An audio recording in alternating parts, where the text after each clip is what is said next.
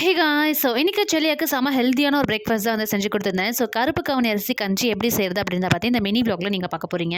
And இதுக்கு வந்து பார்த்தீங்கன்னா, 2 ஸ்பூன் அளவுக்கு கருப்பு கவுனி அரிசி எடுத்து நல்லா தண்ணீல வாஷ் பண்ணிட்டு, ஓவர் நைட் வந்து நல்ல தண்ணீல சோக் பண்ணி எடுத்துக்கிட்டேன். காலையில எந்திரிச்சதும் தண்ணிய வடிகட்டிட்டு ஜஸ்ட் அரிசிய மட்டும் கிரைண்ட் பண்ணி எடுத்துட்டேன். இதோட கன்சிஸ்டன்சி வந்து ரவ பதத்துல இருக்க மாரி வந்து பார்த்துக்கிட்டேன்.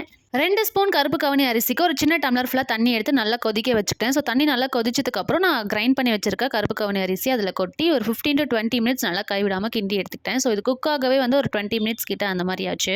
20 மினிட்ஸ்க்கு அப்புறம் இது நல்லாவே வந்து குக் ஆயிடுச்சு. ஸோ இது கூட நீங்க வந்து தயிர் அப்படி இல்லனா தேங்காய் பால் ஆட் பண்ணிக்கலாம். ஸோ நான் வந்து அன்னைக்கு தேங்காய் பால் தான் ஆட் பண்ணியிருந்தேன். ஸோ கொஞ்சமா தேங்காய் எடுத்துட்டு அதில கொஞ்சம் தண்ணி விட்டு மிக்ஸி கிரைண்டர்ல போட்டு நல்லா வந்து கிரைண்ட் பண்ணி எடுத்துக்கிட்டேன். ஸோ ஃபர்ஸ்ட் பால் மட்டும் தான் நான் வந்து இதில ஆட் பண்ணியிருந்தேன்.